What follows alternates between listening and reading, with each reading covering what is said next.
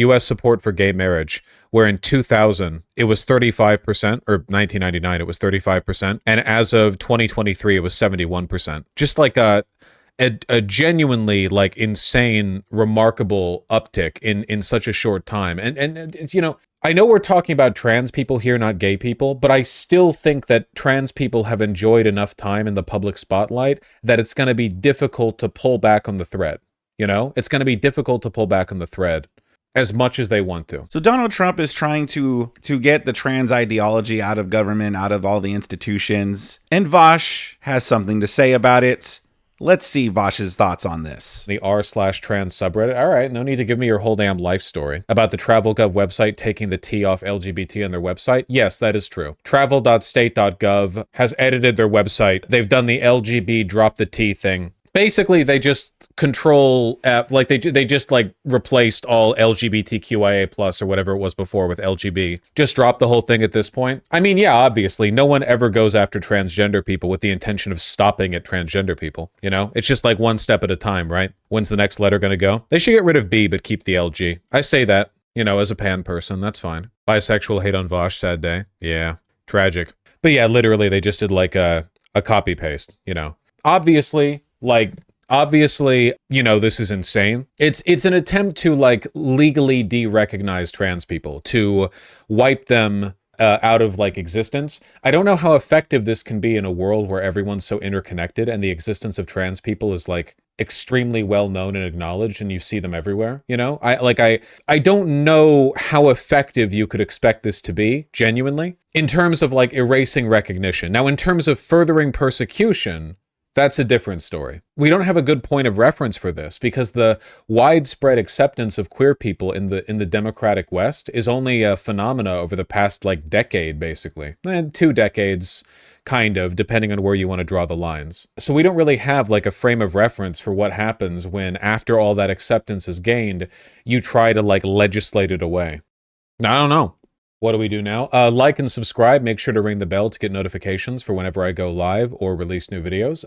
Who's trying to legislate it away? We're not banning transgenderism. What we are trying to ban it for children, though. You can donate if you have the means to do so, or if you don't have the means to do so, you know, I don't mind. Yeah, smash that like button, basically. Exactly. That's what I'm talking about, folks. What do you want from me? Yeah, it's pretty rough.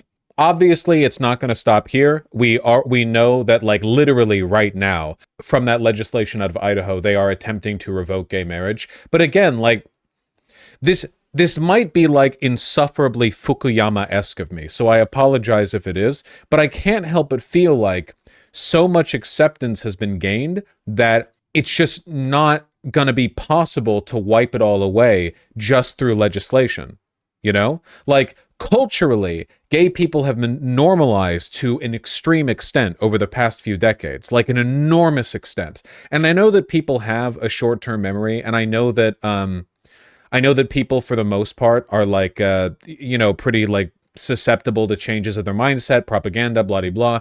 But like, man, I don't know. Maybe there will be a gay underground, perhaps. Well, I think that gay people should stay public and visible, you know, as much as is possible. I just don't... I guess all I can really say is this.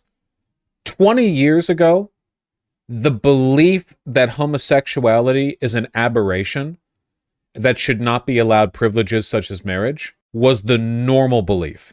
And the main way you defended gay people was by saying they couldn't help it because they were born defective, but they couldn't help being born defective. That was literally the progressive mindset 20 years ago. Like, all of this wasn't just the reactionary, really, in 2005? Yes! Everything that I'm describing, like, this wasn't just the reactionary mindset. That was just the default, that was just the normal way of thinking. And now, right now, bad as things have gotten, even in the reactionary wing of government, they can't be saying that.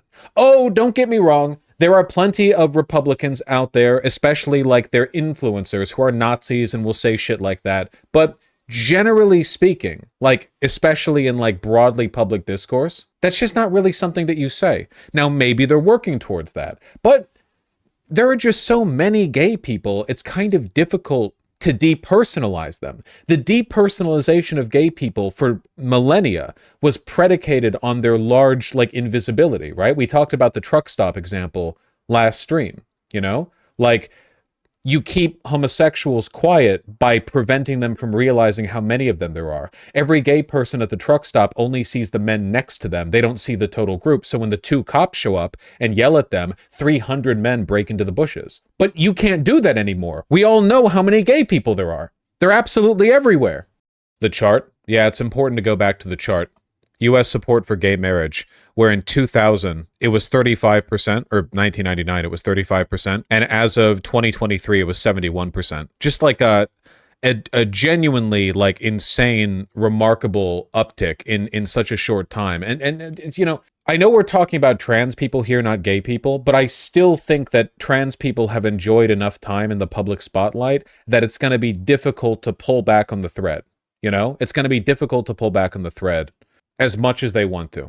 Most people supported Roe v. Wade, but that didn't matter. Well, it didn't matter in a legislative sense, but it does matter in terms of public discontent, okay? There is a massive difference between a country where abortion is not a right, but people are mad about it, and a country where abortion isn't a right, and there is, like, no ground game against that. Huge difference, you know?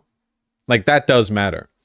And Republicans can win the election, but that doesn't mean they necessarily win on the issues. They can try to push on it, but, you know, they can try to legislate against the existence of trans people as much as they want. I guess we'll see. These lefties are so wacko, like the existence of trans people. Yeah, we know trans people exist, and we've known that they've existed. It's nothing new. I remember when I was young seeing like documentaries on trans people and stuff like that. This is nothing that's brand new, or trans people aren't something that just surfaced up the last 10 years. And by taking the T out of the LGBT, it's not trying to erase trans people. We're saying, oh no, they're not real or something like that. No, we all know they're real. We now know that exists. It's just that we're done with this indoctrination. We are done with this trans ideology trying to be pushed onto children, trying to be pushed onto the population, because now it's gone up. Like, people who identify as trans have gone up the last 10 or so years. And people are like, well, that's because, you know, before they were embarrassed, but now they're more open to coming out.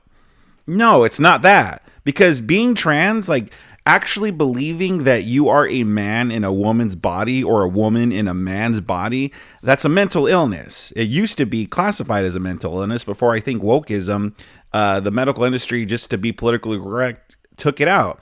But it's called gender dysphoria, and it's a mental condition where you believe you are the opposite gender trapped in your body. That has not risen the last 10 years. However, because we have this push for this victimhood mentality where the more oppressed you are, the better, and people wanting attention, or even people just genuinely being confused and thinking they're trans now because maybe they're a girl and they like playing sports more, they're just a tomboy, or maybe they're a lesbian but they think they're trans. Because this has shot up in the mainstream culture, and that's what we're trying to stop, because it isn't normal. This isn't something that we should be pushing as, oh yeah, you could definitely become a woman if you're a man, or vice versa. It's a totally normal thing, because it's causing genuine harm. Women are getting hurt, and women are getting opportunities taken away from them in women's sports. There are men who are pretending to be trans because they want to go into women's locker rooms or women's bathrooms, pretty much women's private spaces. There are men who are identifying as trans who are in women's prisons. There are children who are transing themselves, getting this harmful surgeries, mutilating their bodies when they don't even fully understand or grasp what's going on. Because children aren't thinking about the future. They're not thinking about how they're going to feel 10, 20, 30 years from now. All they're thinking about is the moment. And at the moment, they might feel a certain way, but in a few months, a year, 2 years, 5 years, they might feel differently. And yet we are getting them these permanent surgeries, putting them on hormones and testosterone blockers or what have you, completely ruining them. That's the stuff we're trying to put a stop to. We are fine with trans people existing. We know they're going to exist, but it is causing tangible harm to people out there, and that is what we're trying to stop. But what do you guys think about this so far? Sound off in the comment section below. Smash that like button if you're enjoying. Let's continue. How effective it is. I don't know if they're worried about public opinion at this point. Well, they should. There has never been an autocracy in all of human history that has survived overwhelming discontent from its population. It doesn't matter how powerful or wealthy you are. All wealth is built on the back of labor. All support built on the back of labor. It doesn't matter how much you already have. You can lose it in an instant if public discontent rises to a high enough point. It's why the greatest autocrats in history understood this and tried their best to spread the wealth around, keep people contented and happy. And the stupid ones, who were arrogant enough to be self-assured in their wealth and power that nothing could touch them, those are the ones who ended up filling, ditches. Well, Belarus is the exception to that. Complicated. I don't see the average American rising up against Trump in any meaningful way under any circumstance. It's not that simple. It's not black and white like that. It's not like one day everyone's like, I'm going to do a revolution. Nothing works like that. Revolutions like that haven't happened in like 100 years. It's just not that time period anymore, you know? It's about like brewing discontent leading to more and more like pockets of disobedience within governance. People getting less enthusiastic in their support. A huge amount of the power of an authoritarian regime is not their police state. It is the support of their most fanatic citizens, their loyalists, which is why brown shirts are usually the guys that predicate any fascist regime, right? The Nazis wouldn't have had the power to get away with a lot of the shit they did if all the population had been discontented underneath them. Or the Democrats wouldn't have been able to get away with a lot of what they've been able to get away if it wasn't for their fanatic followers, if it wasn't for people like Antifa or BLM, or even just the wacko leftists in general that are not afraid to cause physical harm if it means getting what they want, or just cause destruction in general. People were discontented, but the fanaticism the Nazi Party commanded was what allowed them to get away with so much of the stuff they did. If people already didn't like the Nazi Party within Germany, do you think they would have tolerated the rationing, the lowered quality of food, the conscription of their young men, the conscription of their like 14 and 15-year-old boys to go send to the Soviet front? Do you think they would have tolerated like the cracking down of their rights and allowances back at home? We don't hear about a lot of that stuff because a lot of people didn't write it down because they knew if they wrote it down, what would happen? Their friend or their uncle or their aunt or their kid would see it and report them to the Gestapo, and then they would be shot. Thankfully, that's not the world we live in. Pretty much everything he said could be applied to the Democrats and their fanatic Democrat supporters. That's not the society we live in. You think people like Putin do, the state will keep dissent down? I understand that you want to like front pessimism as a substitute for critical thought. I can't help you with that. Your mind is your mind. My mind is my mind. I could talk about this and provide answers and analysis to every single exception, every single instance as best as I can. I will say, in the case of Belarus and Russia, one of the main reasons why the discontent hasn't boiled over as much as you might expect to is because those countries have literally never known democracy. I know that sounds kind of ephemeral and ideological, but it's true. In America, we have a pretty robust civil society. America has never really been a land of the free, but compared to a place like Russia, yeah. And people have gotten used to a lot of stuff over here, a lot of privileges. Even Republicans in America don't like the idea of the police showing up at their door unannounced and checking their things. That's just not how we do things. And you've seen examples of this, by the way. Rednecks or Trump supporters getting abrasive when they talk to cops. They're not loyalist bootlickers when it comes to them. That's the difference, right? The Nazi fanatics, when the Gestapo showed up at their door, they were like, hello, hello. Oh, yeah. They were ideologically committed to subservience to the state. I don't think the average Republican thinks of themselves as subservient to the state, even though fascism does demand that, and that's what the Republican Party is pushing for. Over in Russia and Belarus, well, I'm not saying every citizen over there is subservient to the state. I will say they've come to expect a lot less. Is that fair? That the standards are lower over there? I think that's a fair thing to say. And that's not me saying they're dumb or whatever. Literally, in their whole society, they have no cultural memory of democracy, of freedom. Is it the same in China? Chinese citizens currently enjoy a much greater level of freedom and robustness of choice than Russian citizens who are close enough to the apparatuses of the state to be scrutinized by it. If you're out in Siberia or whatever, maybe you can do whatever the you want because the average, like the Russian police aren't even going to bother. But if you're in Moscow, there is much more scrutiny on you than if you live in Shanghai. For the most part, the Chinese Communist Party is kind of just interested in keeping the boat afloat, you know? I'm not saying they don't go after people. They do, and they will disappear you if you're enough of a threat. But, like, there's a lot more, I don't even want to say leeway. It's more like there's different priorities. Different priorities. They're pragmatic authoritarians. Yeah, I would say so. More so than, like, Russia. That's also true, Comrade Robin Hood. Yeah. Russian government is desperately burning money trying to keep its population happy in spite of the, like, conscriptions and stuff. Anyway, I hope everyone gets the point that I'm trying to make here. I want people to believe in the power of cultural longevity a little bit more, you know, a little more than Republicans do, if nothing else. A little more than Republicans do. We are in unprecedented territory. That is true. People often forget that Japan and Germany were able to rebuild so quickly post-World War II because they had forms of democratic governance before militarists and fascists took over. Yeah, that is true to an extent. There was like a democratic, bureaucratic apparatus to refer to in Reconstruction. There was like a base to build. The people, like, nothing is natural, right? Democracy isn't natural. If anything, authoritarianism is more natural than democracy is. Democracy, you don't just like gravitate towards it by default. You have to be like helped there. You have to be pushed there. There are material forces that kind of like set up the foundation, structure things so it's possible to do that. It doesn't just happen like out of nowhere, you know? This is one of the reasons why building democracy in the Middle East has failed over and over and over again, you know? If you go to Afghanistan, you go to like an Afghan village, you talk to them about democracy, they want meat, dude. They want meat, money, they want cattle. Like, what do you mean democracy? What does that mean to them? They're in a village in the middle of nowhere, surrounded by mountains.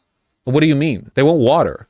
Like, what? Oh, you mean, so you're telling me that you want to implement a system where we get together and decide where a person in Kabul, like what office they'll take, and the office means they have the ability to make this. What are you talking about? You know, like it's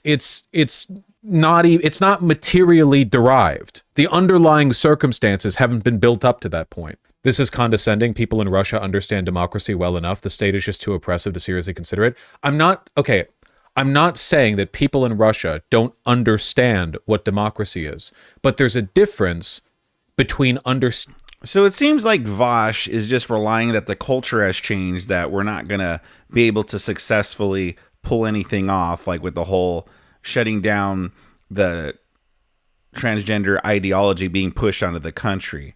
I got news for him. I think it will be successful because yes, while he does have a point about like gay marriage and stuff, I don't think it's the same with the trans ideology. I think people are sick of the trans ideology. I think people see the harm that it's doing. And I think people in general don't have a problem with it, you know, going back to how it was, where yes, you had people who were genuine sufferers of gender dysphoria, but you know what? You treat them with respect. You try to get them help. You try to be there for them as much as you can, while at the same time not letting men who are pretending to be women go into the women's bathrooms. I think people are happy to go back to that time. So I think Vaush is wrong on this when it comes to his analysis. But what do you guys think about that? Sound off in the comment section below. Subscribe to my channel if you enjoy content like this. And if you did enjoy today's content, I got some more goodies for you on the screen for you to binge on.